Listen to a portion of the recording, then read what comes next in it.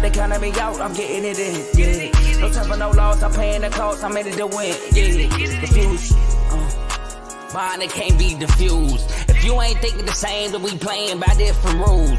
You can't see the vision, we living at different views. Until we complete the mission, keep getting up, never snooze. I walked a mile in my shoes, had the mind of a fool, chasing diamonds and jewels. Trust me, I was confused. Started minding my business and used my mind as a tool. Ended up finding my purpose and found the time to get to it. They told me I couldn't do it, they told me I couldn't make it. They sold it, could never break it. That's sadly mistaken. I need a piece of the pie, I want it so bad I can taste it. They told me like told it, keep on running, toes they gon' take them. Used to lose, built to win, applied myself, I felt it in. No time for the doubt, they counting me out, I'm getting it in, yeah. No time for no loss, I pay for the cost, I'm winning to win, yeah. Refuse to lose, I'm built to win, applied myself. Welcome back to CTC. I am your gracious host, Carl, and I'm back with another episode.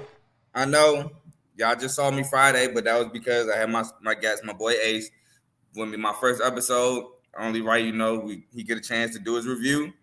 Back on that Tuesday schedule. So man, back on this Tuesday, ready to go to work. We're reviewing the Big Ten. Well, reviewing my predictions of the Big Ten and what happened in the Big Ten. We're going to do it in alphabetical order like I did with the ACC. We're going to start with Illinois and we're going to finish with Wisconsin. Yeah, so let's get into it. Well, actually, before I get into it, my bad, I like to ask that you leave a like, comment, share, and subscribe. It helps the channel, helps the network. My channel, CTC, by the way, of the Refuse to Lose Network. It helps. The main show that went live at 7. Yes, they're back live at 7 again, featuring Joe, Tomo, and Dave. It helps. BWT, Baseball with Teddy. All your baseball content through there. Tigers came off of a rough sweep against the Yankees. Tigers definitely got swept by the Yankees. Blew game 1, game 2, they got us. Game 3 rained out, but I ain't gonna talk too much. Tigers won today. That's all that matters. Tigers got a W tonight against the Guardians. That's all that matters. FFC, fantasy football with Coach Coombs. He's not doing fantasy. Obviously, it's nowhere near fantasy football season, but he is talking some off-season. He did talk a little bit free agency. He talked a little pre-draft. So your NFL content, you get that there. Kings Talk. Joe has said that there will be a Kings Talk episode talking about the off-season for the Kings, so look out for that. You got Real Ballers Only featuring Vaughn.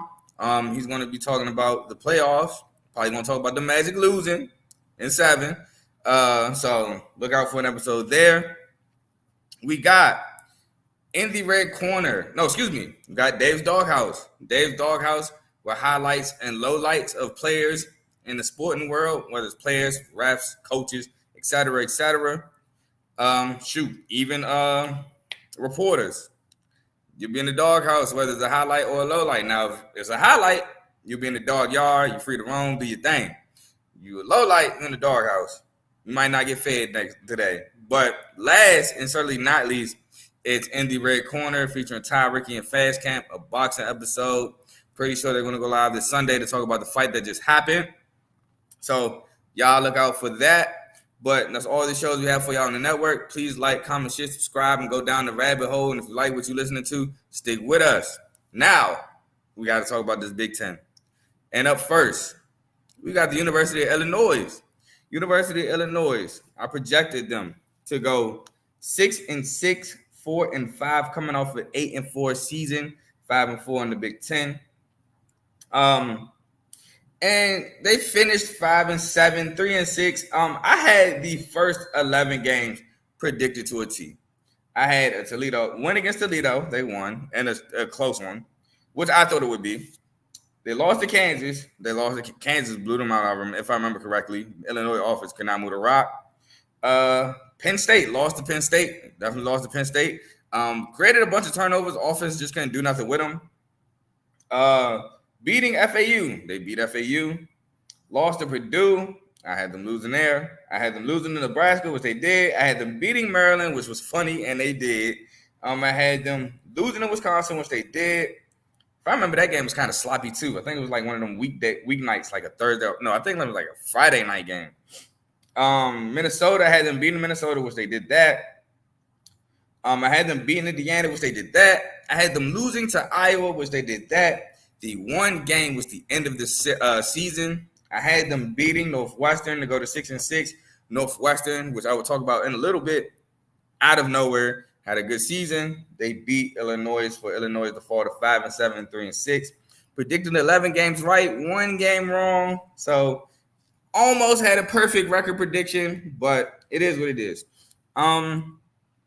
Illinois, pretty decent season. Inconsistencies at quarterback. I liked Isaiah Williams at receiver. Defensively, they had some pieces with Johnny Newton, who's now in the NFL, and Keith Randolph, who is now in the NFL. Definitely had a dominant tandem at D tackle. It's just offensively, they missed Chase Brown, who went to the NFL. Defensively, they missed Devon Witherspoon.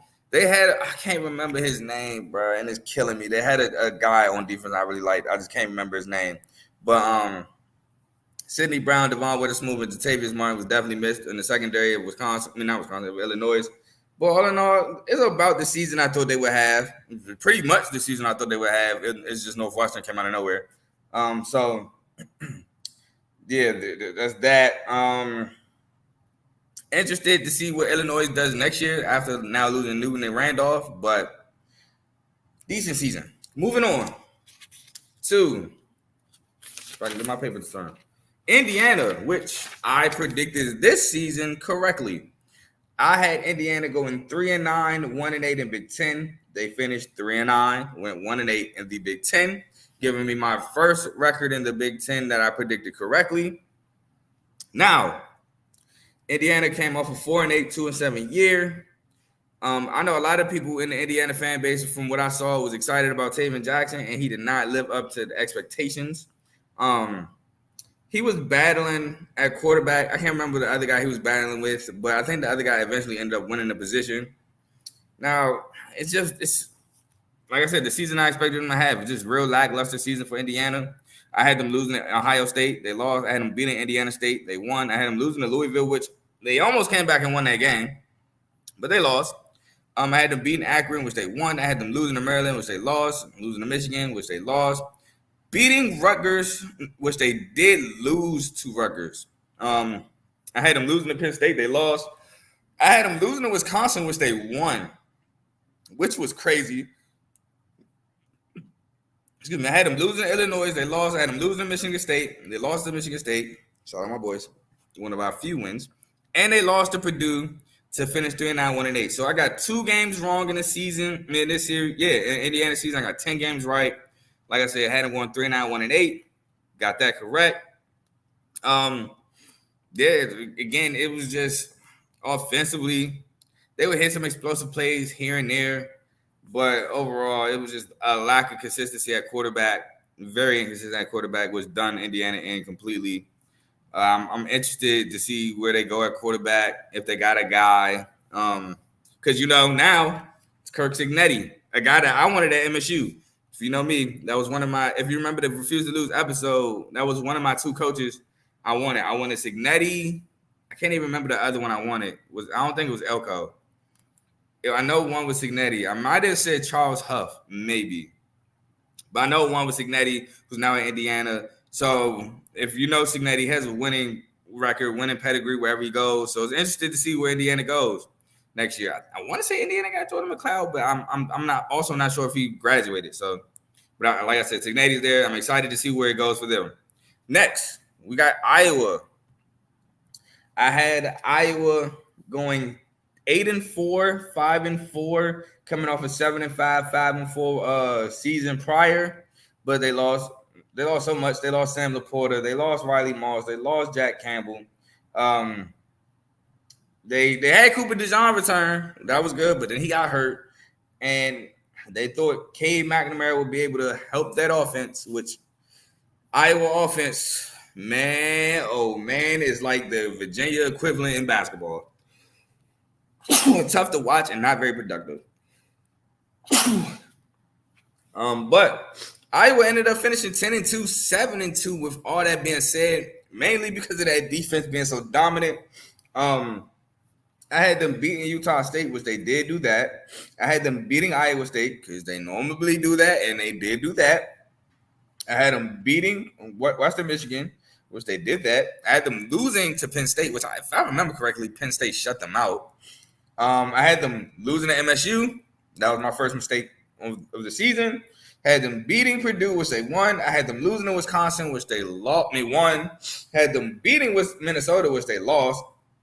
I had them beating Northwestern.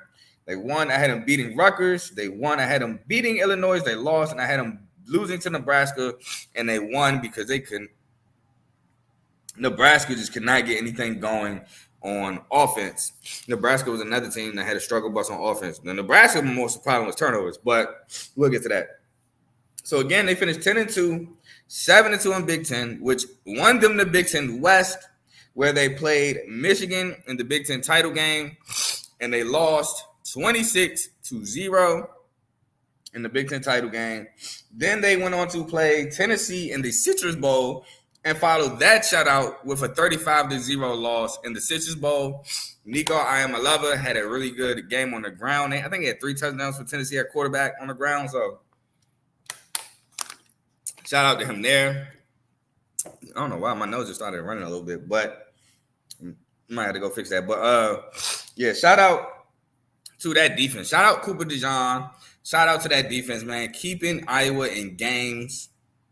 Like I said, they were just a team that relied heavily on defense. Oh, speak real quick about Minnesota. Got robbed in that game. Cooper DeJean runs a punt back. I think they called like a fair catch. I think they said he made a fair catch signal or whatever, and they called it back. I think that was the game. And he nowhere near did a fair catch signal. Took the touchdown back, had to rely on Iowa offense, and Iowa offense did what Iowa offense did. Just did not score. Now, I do want to say this, because I remember this now. Thank Utah State and Iowa State. The first 2 drives, Iowa offense would score touchdowns, and then like the rest of the game, the offense would be stagnant. I do remember those things. And like I said, Cade McNamara got hurt. Deacon Hill had to come in for the rest of the season. Not really a fan of Deacon Hill. Oh, another thing that I thought was funny. Yo, what's good? What's good, my boy Giovanni? Shout out Giovanni, newest member of the R2L membership. Shout out to you. We appreciate the support. I hope you enjoy the show. You missed last week when we talked about the U with my boy Ace, who was a Miami Hurricanes fan. If you want to go back and find that episode. But this week is about the Big Ten. But, yeah, I thought it was funny how Iowa's offensive coordinator, he had a stipulation this year. If he didn't have Iowa's offense averaging 25 points per game, they were going to fire him. I think he even got that chance because he was the head coach's son. But obviously, Iowa's offense did not average 25 points per game, and they did indeed let him go. But all in all, I would say it was a really successful season for Iowa, all things considered. 10-2, got a Big Ten West title. Now, you didn't win the Big Ten title game, but like I said, you got the title. You won 10-2, won 10 games. All in all, good season for you. And I'm interested to see how they can try to bring some offense to Iowa, because Iowa's defense is desperately needed. I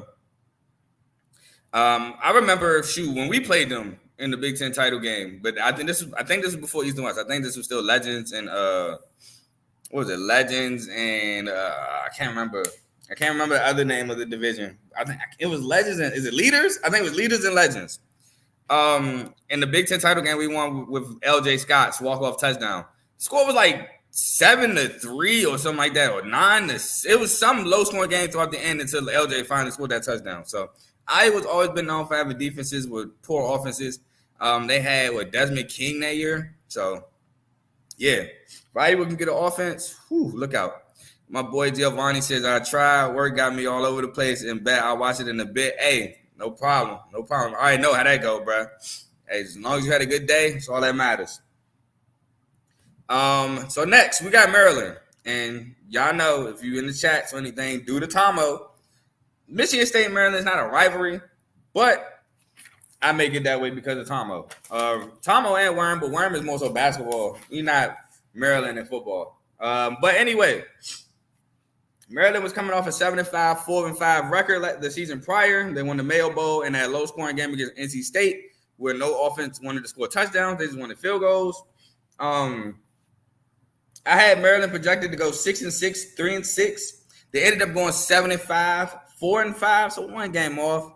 And I know the one game off I am. The one game I was off in was the Michigan State game. I predicted us to win, but we had a scandal. Don't want to talk too much about that, but we did have a scandal. So I'll talk more about it. We're next, so I guess I'll wait. But had them beating Towson. They did that. Had them beating Charlotte. They did that. I had them beating Virginia. Anthony Calandria gave them that. I had them losing to Michigan State, which they did beat us. I had them beating Indiana, which they did beat them. Then I had them losing to Ohio State, which they did do that. I had them losing to Illinois. They did do that. I had them beating Northwestern, which they lost to Northwestern. Had them losing to Penn State. They did that. I had them losing to Nebraska. They beat Nebraska. Had them losing to Michigan. They did that. And I had them beating Rutgers, which they won against Rutgers. Like I said, finishing 7-5, 4-5. Predicted 9 games right in that season, 3 games wrong. They won the Music City Bowl 31-13 against Auburn. Auburn struggled offensively all year. I told them, y'all getting paid and throwing. It's not going to help y'all. But Maryland, a lot of what they always do, a lot of screen game, a lot of run game. Defense is decent. It's more so bend but don't break, and sometimes it just breaks. But Talia had a little turnover issue from what I remember. I mean, it was just a decent season. 7-5, that's pretty good for Maryland. Now they got to figure out what they're going to do without Talia. Talia is now in the NFL. He's currently trying to make the Seahawks. So good luck there. Mike Loxley is trying to turn that program around, which good luck. Not even like seriously, good luck turn that program into a powerhouse, or at least trying to be consistently at 8 to 9 wins, especially with the new additions in the Big Ten. But yeah, it was just tough losses. The Northwestern game was a tough loss. The Illinois game, I remember being a tough loss. I think in the Illinois game, they missed like a couple field goals, if I remember correctly. But yeah, man, Maryland, decent season, about what I thought. Shout out to them. They got a bowl win, so shout out to them. Yes, sir. Yes, sir. Every day above ground is a good day. Yes, sir. Next, we got to talk about the Michigan State Spartans. Y'all gonna kill me. Coming off of a 5-7, 3-6 year, I bought into the Noah Kim hype. I bought into it. I bought into Cal Holiday returning, Jalen Berger returning. I wanted to see what Alontae Brown could do. I wanted to see if Antonio Gates Jr. was a difference maker. I had us going 10-2, 8-1 in the Big Ten. I was excited. I just thought Mel Tucker might have us in that spot to turn around. We dealt with a lot of injuries the year prior. Maybe if we could stay healthy, Mel Tucker could coach us to be in one of the top teams like he did the year before with Kenneth Walker. And I believe that was that Peyton or was that no, that wasn't Peyton. That was I'm blanking on his name. Lewerke. Then that was Brian Lewerke. Maybe it was Peyton. No, it was Peyton. It was Peyton and Kenneth. You know, he had us right there on the cusp of a Big Ten championship until we lost to Purdue. He had us right there, but then we won a New Year's Six Bowl. So I'm like, all right, Mel Tucker, he got us. We got Mel Tucker, we good. What was it, game 2? Mel Tucker scandal hit. No, that was game 1. It hit. Game 2, it took over, and he was gone. He was gone, and it was a wrap from there. So I had us starting beating Central Michigan, which we did do that. I had us beating Richmond, which we did do that.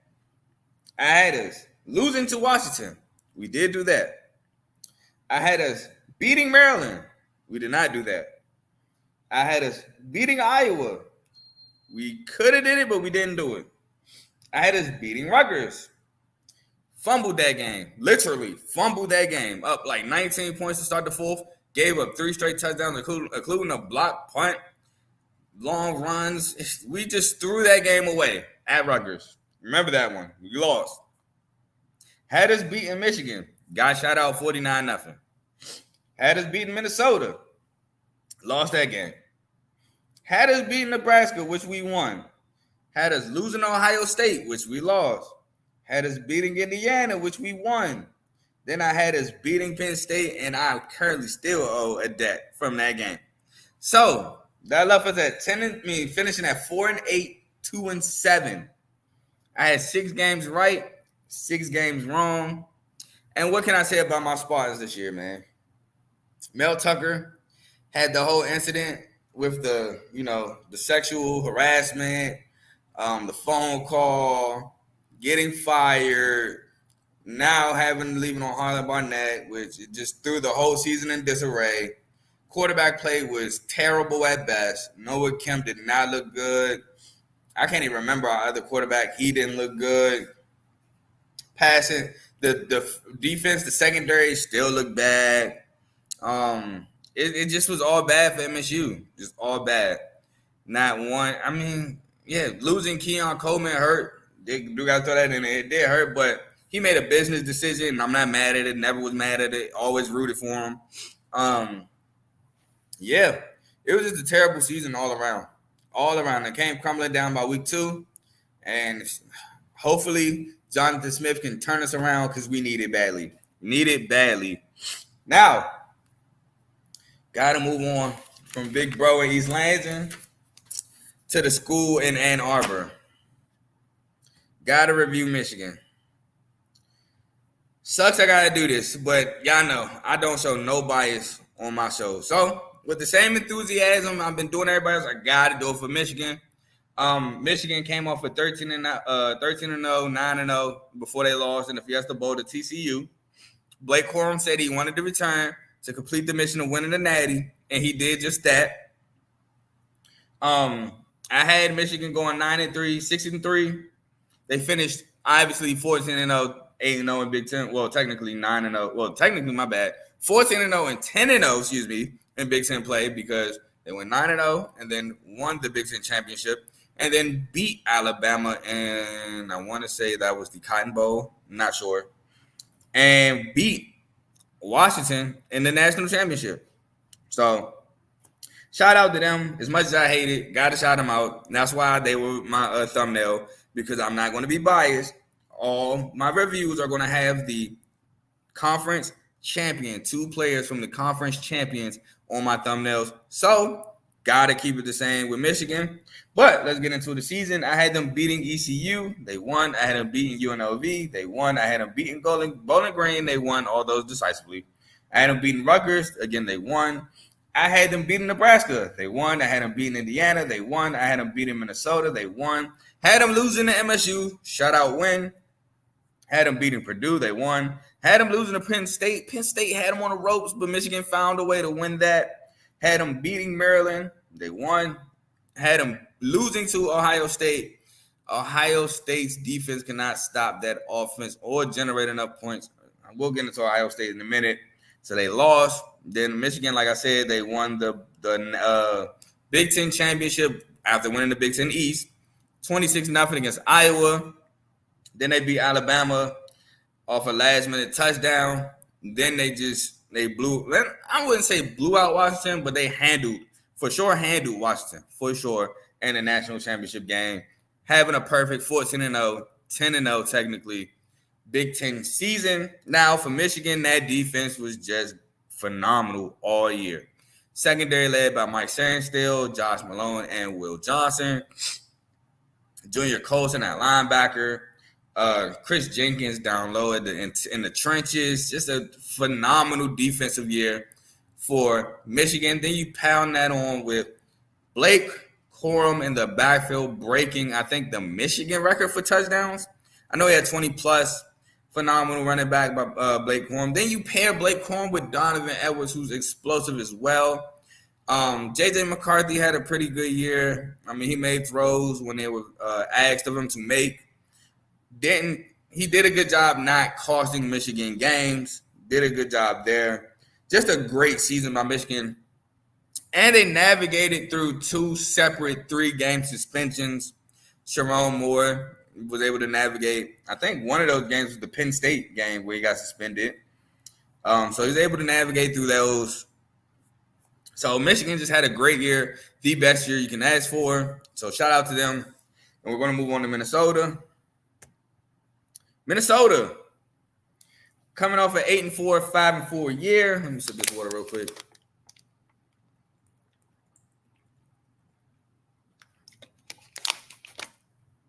Coming off an 8-4, 5-4 year, had them going 5-7, 3-6. They finished 5-7, 3-6, giving me my second correct prediction in the Big Ten. It's not a perfect prediction because I didn't have all the wins and losses correct, but I had the record correct, so I'll count that as a correct record. They lost Tanner Morgan, who's been their quarterback for a while. He went to the NFL. I honestly don't know if he's still in there. PJ Fleck was getting a lot of flack coming into that year. There were things being uncovered, Fleck bucks or something like that, where you had enough Fleck bucks and you got in trouble. It didn't matter because you were in good with the coach.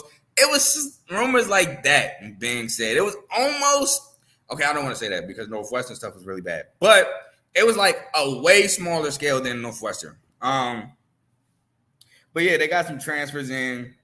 Defensively, they're always going to hold it down. They normally have a really good rush in the game. They had Sean Tyler at running back, really good back. But lackluster season nonetheless. Defense tried hard, though, to help them. It's just Kelly Igmanis was so inconsistent at quarterback. He was so turnover prone. He looked pretty good at some points. Like when I'm not gonna lie. I first watched the game against Nebraska, which I had them losing, and they beat Nebraska because Nebraska. Talk about them in a minute.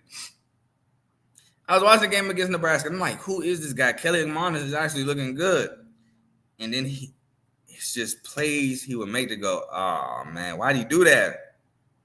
So even Kelly Igmanis was very inconsistent all year. I had them losing Nebraska, which they won. Had them losing I had them beating Eastern Michigan, which they won. Had them losing North Carolina, which they lost. Had them beating Northwestern, which they lost. Had them beating Louisiana, which they won. Had them losing to Michigan, which they lost. Had them losing to Iowa, they won.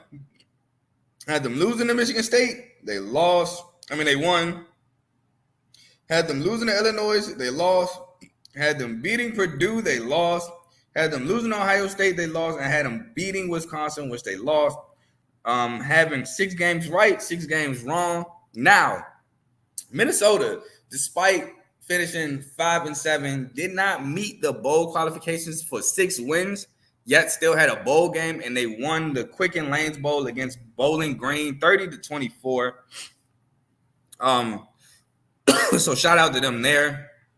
They were able to still get a bowl game, and they won the bowl game. So don't know how that happened. I don't remember how that happened, but it happened nonetheless. I think it wasn't enough bowl teams because that's how JMU and Jack State got bowl games because it wasn't enough bowl teams. But all in all, not a good year for Minnesota. Just flat out wasn't. And like I said, it was all due to the quarterback play. Daniel Jackson looked really good. I remember he had that highlight catch against Nebraska on the back line, back of the end zone. Daniel Jackson looked good. Corey Coombs had his moments. Just didn't really work out. But like I said, man, Sean Tyler came in, did his thing. So shout out to Minnesota there. Like a down year. But, hey, PJ Fleck is known to get it back, get the tie back rolling. It's roll the boat. Oh, I'm messing up on his slogan. But y'all get the point, bro. I think he's going to be able to bounce back. Interested to see how he bounced back, but I think he will. I'm sorry. Sean Tyler didn't. I'm looking at him now. I'm saying Sean Tyler, but I'm like, bro, he didn't really play. I'm trying to remember who was I remember Sean Tyler transferred in from Western Michigan, and he was penciled in to start. I'm really trying to remember who it was. I'm thinking Darius Taylor. That's what it was. Darius Taylor was the one who was running the Rock. I'm like, bro, I know it's not Sean Tyler, but I can't think of his name. It was Darius Taylor. Oh my God. Oh, and I'm looking, not Jordan Newman, but I seen the Newman. I'm like, huh? Shout out Tyler Newman. Tyler Newman, the first game he had 2 picks. And that's when I was like, I think Tyler Newman might be the best safety in the draft. I think it was the first safety taken. If you want to be technical, it might have been Cooper DeJean. But safety, as your position, I think Tyler Newman was first. I thought he was the best safety in the draft. So shout out to him. I thought he was a pro when I first seen him at Minnesota. Yep, Darius Taylor is the freshman I was thinking about that I couldn't think of, so I kept saying Sean Tyler. But yep, yeah. So just had to get that. I had to correct that because I'm thinking like, bro, not him. All right, moving on to Nebraska. Yep, now it's time to talk about it. Nebraska coming off a 4-8, 3-6 year, hired Matt Rule, and I thought Matt Rule would be able to make a change immediately, especially when they brought in Jeff Sims. I thought Jeff Sims was going to bring that dynamic to the ground, which he did. He also brought the dynamic with the turnovers.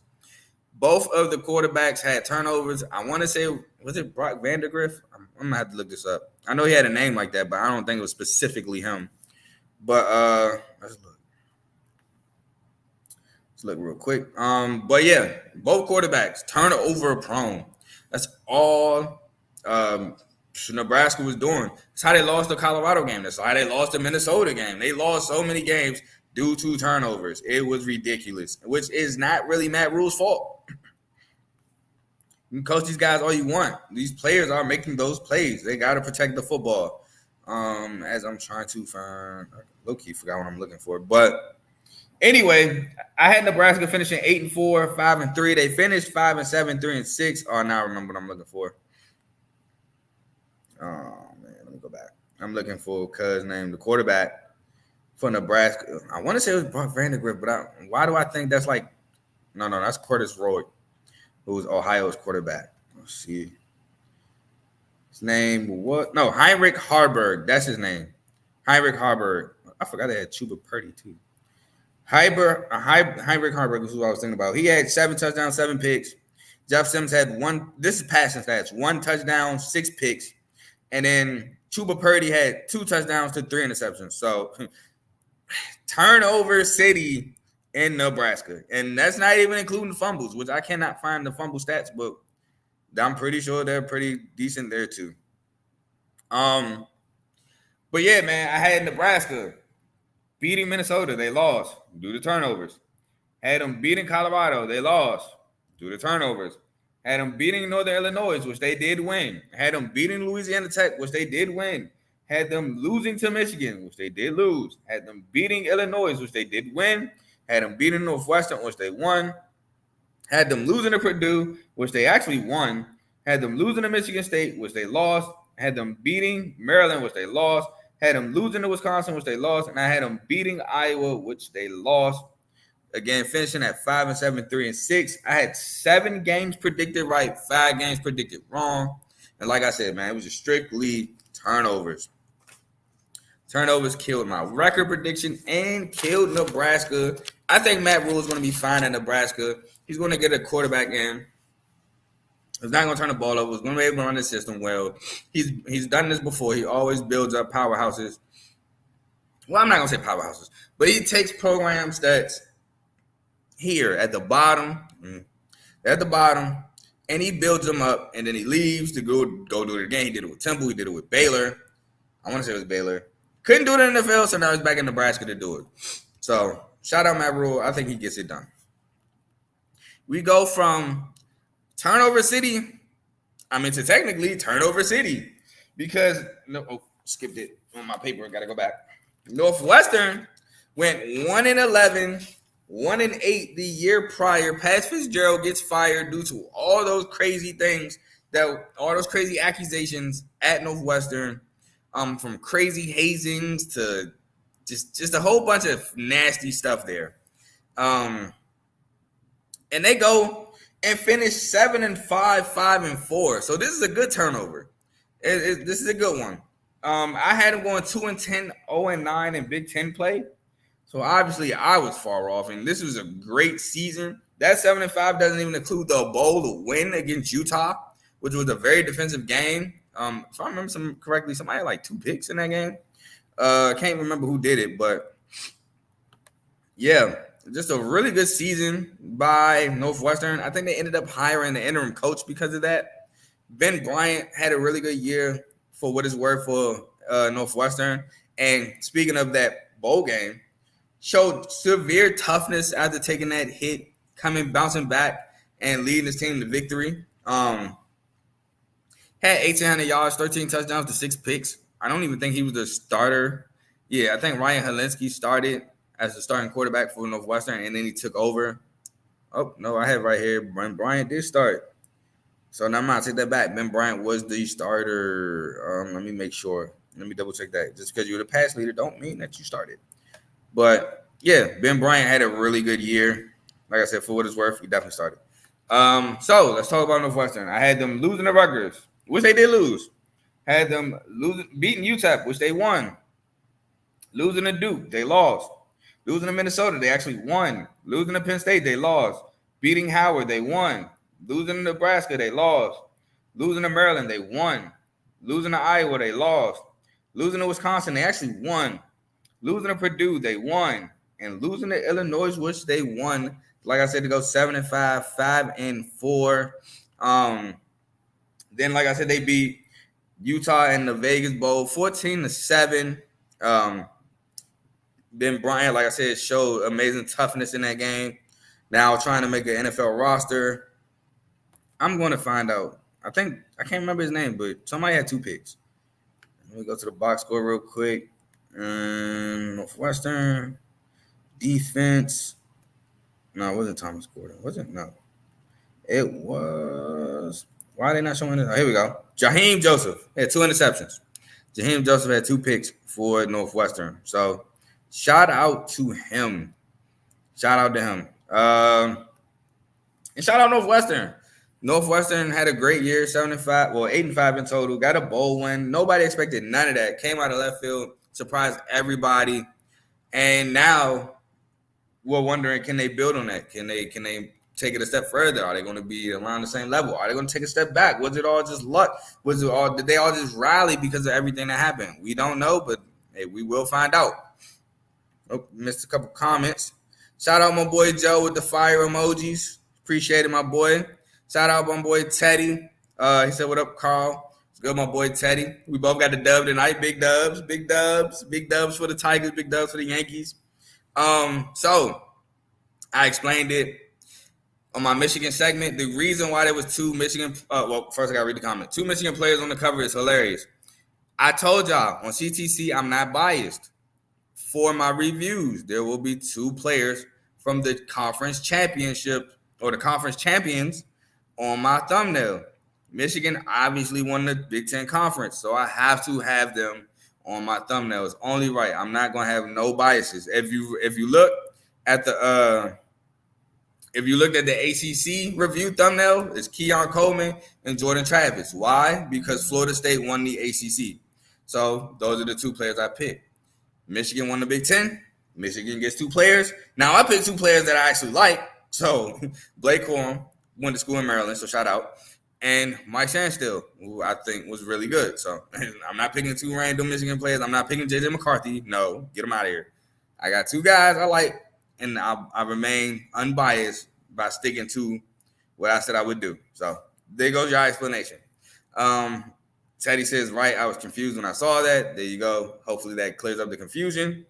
And yeah, y'all messed up my money. Hey, this ain't that. All right, my boy, shouldn't have better get some Tigers. Shout out to Mike. Yeah, shout out, bro. He nice. And absolutely not. Joe said should have put JJ. Absolutely not. Now we're on. Oh, I didn't even have Northwestern up. Oh, that sucks. All right, now we're on to Ohio State. Ohio State review. Now, this one I gave myself half a point for. Ohio State coming off an 11-1, 8-1 season. Lost to Michigan. Lost in the Peach Bowl to Georgia. I had them going 11-1 and 9-0 in the Big Ten. They went 11-1, which I said I get half a point. They just went 8-1 in the Big Ten. They beat Notre Dame, which they shouldn't have beat Notre Dame. Notre Dame actually took that game away. But they lost to Michigan again for the 3rd year in a row. That's crazy. Ohio State lost to Michigan 3 years straight. You know who hasn't lost to Michigan 3 years straight? Michigan State. That's absolutely crazy. And Ohio State has had better teams than us. I don't know how they keep losing to Michigan, Ryan Day. But anyway, they went 8-1 in conference play. So I gave myself half a point. I didn't give myself the full point for that one. So right now I'm at 2.5, which I take, man. Getting 1 is hard to do, let alone 2. So I'll take that. But I had them beating Indiana, which they did, which it wasn't even that much of a. I think the final score was like 23-3. I had them beating Youngstown State. They did that. Had them beating Western Kentucky. They did that. Had them losing to Notre Dame. They actually won. Like I said, they blew Notre Dame blew that game from I think like having not enough players on the field to I think they called a timeout when they shouldn't have. They just blew that game. I had them beating Maryland. They did that. Had them beating Purdue. They did that. Had them beating Penn State. They did that. I had them beating Wisconsin. They did that. Had them beating Rutgers. They did that. Had them beating Michigan State. They blew us out. Had them beating Minnesota. They did that. And I had them beating Michigan, which they lost again. That means they did not win the Big Ten East, which then they went on to lose the Cotton Bowl 14-3. Cal McCoy did not play in that. I actually can't remember who played in that, but the offense obviously was stagnant, scoring 3 points. I know Marvin Harrison Jr. did not play in that. But the defense was able to hold Mizzou because I remember Mizzou had some guys that played. I think Luther Burden played. I think Theo Weiss played. I think Cody Schrader played. I want to even say Brady Cook played. So to hold Mizzou with those guys to 14 points was really good. But I predicted 10 games right for Ohio State, 2 games wrong. Cal McCourt was the reason why Ohio State wasn't as good as they were. Just point blank period. It was Cal McCourt. Cal McCourt was just not it at quarterback. You didn't fear Cal McCourt throwing the ball. You would load the box. You would help towards Marvin Harrison Jr. side and make Cal beat you with his arm. And he just could not do that. And now he's at Syracuse, which I wish him the best of luck. But you're not going to have the receiver talent you had at Ohio State. So it's kind of hard to see what you're going to do there. Emeka Ibuka. I just stuttered like a mug to get through that. Emeka Ibuka had a down year at Ohio State. Just the running back situation. Travion Henderson kind of established himself late, but it was just so much offensively wrong with Ohio State. Now, if y'all remember, I said that defense would be lights out with why am I blanking on the defensive coordinator from Oklahoma State's name? I gave him so much credit, and I can't even remember his name. I said he was going to have Ohio State defense looking lights out. It was like second in the country, and I can't even remember his name. It was not Jim Knowles. Is it? No, it's not Jim Knowles.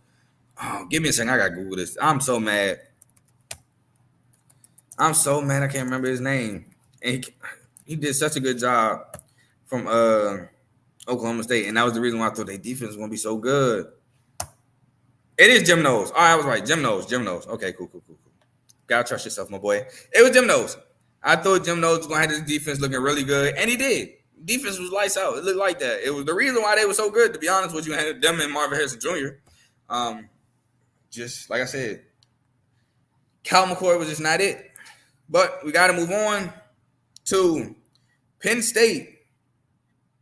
Penn State is the record, another record I got correct. I had Penn State going 10-2 and 7-2 coming off a 10-2, 7-2 year when they won the Rose Bowl versus Utah, and they finished 10-2, 7-2. So Penn State, they got Sean Clifford finally graduated, and I know Ty and Trent, they were so happy for Drew Law. It's like the Drew Law ever is here. I can't wait for Drew Law to finally step in. They kind of wanted Drew Law to step in the year prior, and this is what I will say. Drew Law stunk it up. He stunk. I'm sorry. He did not look good at Penn State. Penn State more so leaned on Katron Allen and Nick Singleton, their running back. I don't know what it was with Drew Law. He did not live up to the hype his first year. Now, it could have been because it's his first year. He'll develop more and more if he gets more opportunity to. But I was disappointed in Drew Law. It was so much hype behind him, and it just did not look good year one. But it was year one, so I'm gonna give the guy more room to improve himself. So, but that was my main reason behind the downfall of Penn State was just Drew Law did not live up to it. The defense with Abdul Carter, Chop Robinson, Kalen King. Why am I blanking on no brother? And the other cornerback was dead something. I can't remember his name. But, yeah, guys like that. That defense did a really good job. Really good job. It's just, like I said, man, Drew Law just did not look good. Hold on, give me a second. I got to look this up now. It's not him. Oh, Daquan Hardy. That's who it was. Daquan Hardy. But yeah, I had Penn State beating West Virginia. They won that. I had them beating Delaware. They won that. I had them beating Illinois. They won that. I had them beating Iowa. They won that. I had them beating Northwestern. They won. I had them beating UMass. They won. I had them losing to Ohio State. They lost.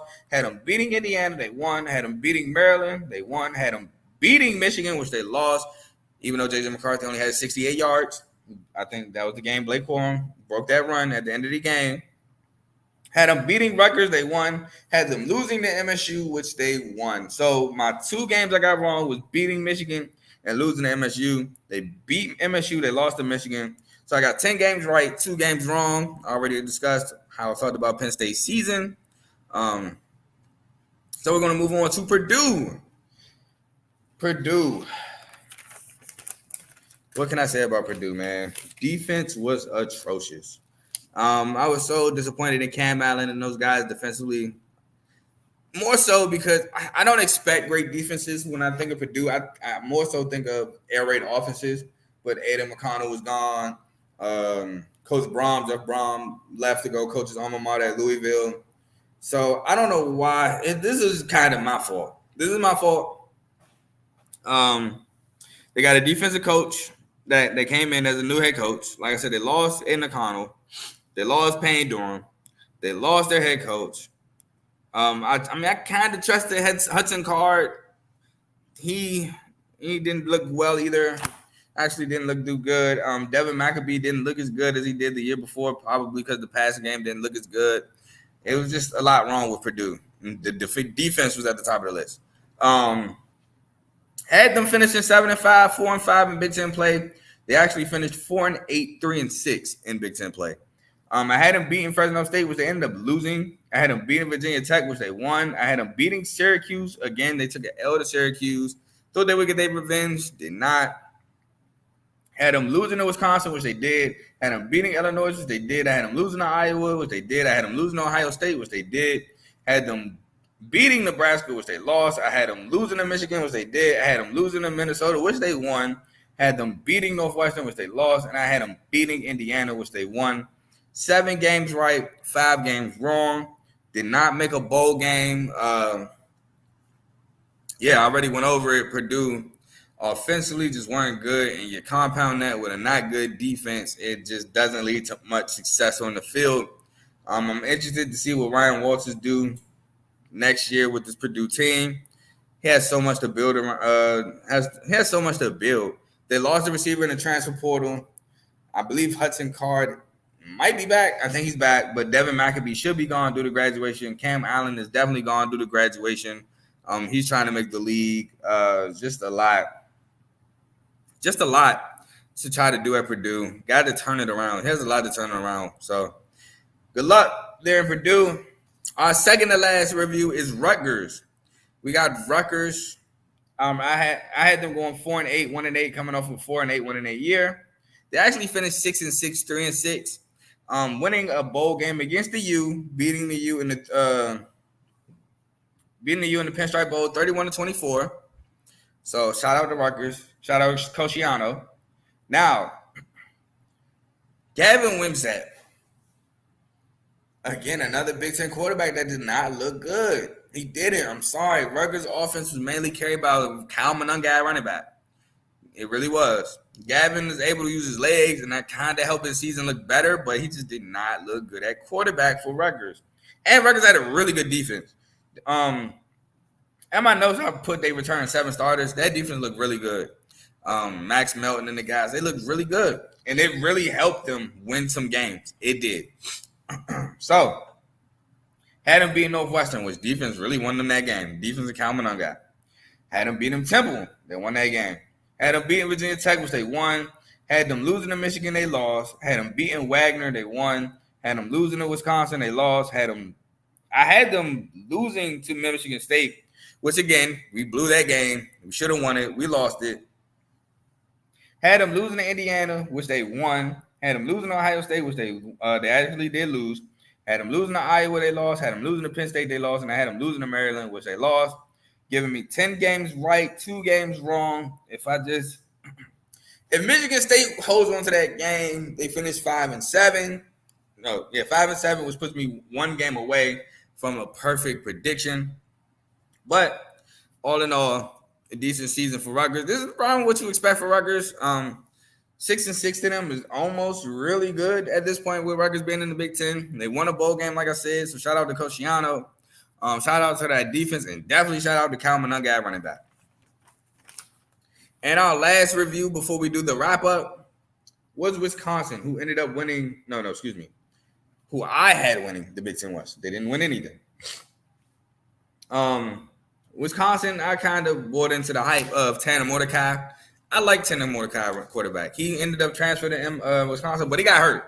It's not like he was doing the greatest, though. I'm not going to sit here and say that's the reason why Wisconsin wasn't as good. Tanner Mordecai wasn't doing the greatest at quarterback, but like I said, he did end up getting hurt. Braylon Allen, it was his junior year. Now we know it as his final year because he went to the draft. So I was really high on that. And they returned 17 starters, but I had them going 9-3, 7-2. They finished 7-5, 5-4. Had them beating Buffalo. They won. Had them losing to Washington State for the second year in a row, which they did lose. Had them beating Georgia Southern, which they won. Getting revenge because I think, maybe that was the quarterback. No, that's Cal Van Treese, I think. Cal Van Treese was at Georgia Southern the year prior, and I think he beat Wisconsin. Which was funny because he was a quarterback at Nebraska. Purdue, I had them beating Purdue, which they won. I had them beating Rutgers, they won. Had them beating Iowa, they lost. Had them beating Illinois, they won. I had them losing Ohio State, they lost. Had them beating Indiana, they lost. Had them beating Northwestern, they lost. Had them beating Nebraska, they won. And I had them losing to Minnesota, which they won, which gave me 8 games right for Wisconsin, 4 games wrong for Wisconsin. Then they lost the shootout in the ReliaQuest Bowl to LSU. I can't remember. Was that Nussmeier at quarterback for LSU? I want to say that was him. I know it wasn't Jaden. And then Malik Neighbors, and I think Malik Neighbors only played a few series. I think Brian Thomas ended up playing the whole game, if I remember correctly. Was it who cooked for LSU? Was it Kyron? Let me see if I can find this LSU Wisconsin game. Somebody at receiver ended up cooking. I want to say it was Brian Thomas. And then, Wisconsin had a guy that went crazy. I can't remember who it was. He had like 3 touchdowns. Here we go. Hold on. I got the game right here. The name Jared Appidaris is coming to my mind, but isn't he it was Garrett Nussmeier, quarterback. Tanner Mordecai had a really good game against LSU. LSU defense was not great all year. It was Will Pauling. Will Pauling had 8 catches, 143 yards, and 2 touchdowns. Brian Thomas had 8 catches, 98 yards for 2 touchdowns. Garrett Nussmeier went 31 for 45, 395, 3 touchdowns, 1 pick. So shout out Nussmeier there. But I feel like Pauling had 3 touchdowns. Maybe it was 2 of their first 3, and that's what I'm remembering. But I thought he had 3. Let's see. I'm on ESPN. Yeah, he just had 2. He had 2. So it was 2 of their first 3. Kyron Lacey did cook. He had 6 catches, 95 yards. He didn't score. But like I said, 6 for 95. And then Mason Taylor had 7 for 88 at tight end, who I like coming into the draft next year. So, yeah. Wisconsin did lose the shootout in the ReliaQuest Bowl against LSU. My thing for Wisconsin, again, was mainly Tanner Mordecai getting hurt. That kind of hurt them. Defensively, they weren't bad. They were pretty much a Wisconsin team. They weren't great, but they weren't bad. Run game was pretty good with Braylon Allen and not Chidu. Oh, my God. Chizu, I think. Why can't I remember his name? He actually had a really good year, too. But I know his name is kind of hard to pronounce, and that's probably why I'm blanking on it right now. But both backs had a really good year for Wisconsin. Hold on. Yeah, Chez Malesi. Both of them had really good years. So I'm just interested to see how Wisconsin looks now that they got a new quarterback again. I think they got not Calvin Lloyd, that's the Ravens DN. Tyler Van Dyke. They have Tyler Van Dyke at quarterback coming over from the U, who did not look great at the U. Not gonna lie, we discussed that with Ace, but yeah, Wisconsin had a decent year. They didn't have the year I expected. I don't think they had the year a lot of people expected, but hopefully next year they can bounce back. I thought honestly they should have hired They should have hired Jim Leonard as the coach, but they decided to go with Luke Fickell from Cincinnati. Didn't have a great year. It is what it is. Hopefully they can get Jim Leonard back in that program. I hope so. I like Jim Leonard as a Wisconsin Badger. I want him back in that program. But we got to move on to the Big Ten wrap-up. So, my Big Ten standings went like this. Big Ten East. Ohio State won at 11-1, 9-0. Michigan State at 2 at 10-2, 7-2. Penn State at 3 at 10-2, 7-2. Michigan at 4, 9-3, 6-3. Maryland at 5, 6-6, 3-6. Rutgers at 6, 4-8, 1-8, and Indiana at 7, 3-9, 1-8. Now in the West, my prediction was Wisconsin 9-3, 7-2, 1. Nebraska at 2, 8-4, 5-4. Iowa at 3, 8-4, 5-4. Had a tiebreaker going in Nebraska for the win. Purdue 7-5, 4-5. Illinois 6-6, 4-5. Minnesota 5-7, 3-6. And then Northwestern 2-10, 0-9. Now the actual Big Ten rankings standings went like this. Michigan, Big Ten East first. Michigan 12-0, 9-0. Ohio State 11-1, 8-1. Third was Penn State at 10-2, 7-2. So I got Penn State being third, correct? No, actually not. Yeah, yep. Third. I had them third. Maryland at 4, 7-5, 4-5.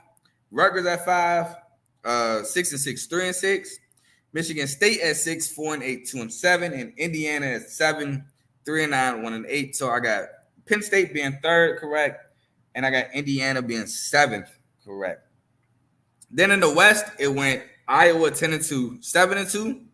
Northwestern second with 7-5, 5-4. Wisconsin third with 7-5, 5-4. Nebraska at fourth with 5-7, 3-6.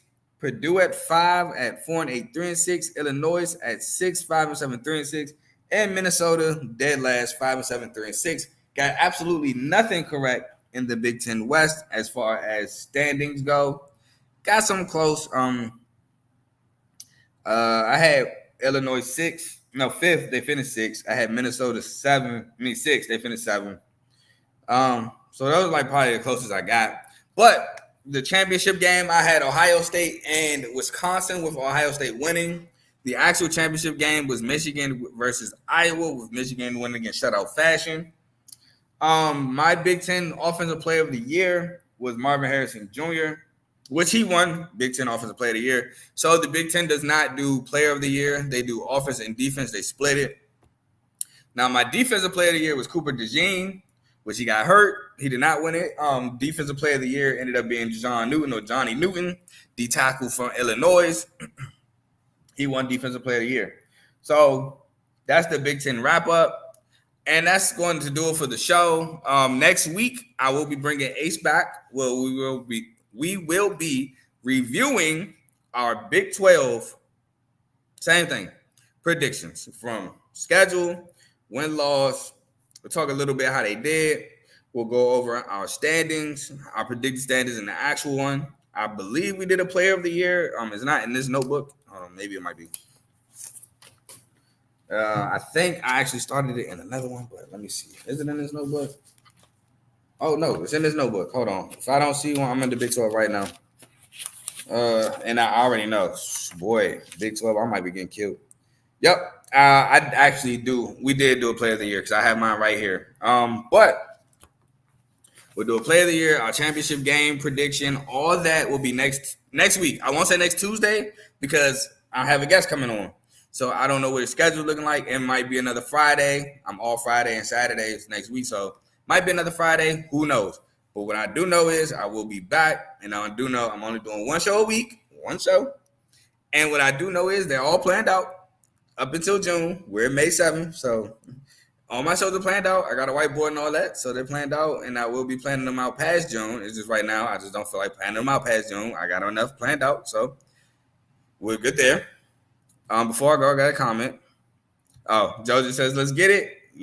Hey, trying to stay ahead, especially with the way my job been acting, just trying to stay ahead. But that's all I got for y'all tonight. It's been actually been an hour. I'm going to catch y'all next week, and I'm gone. Peace.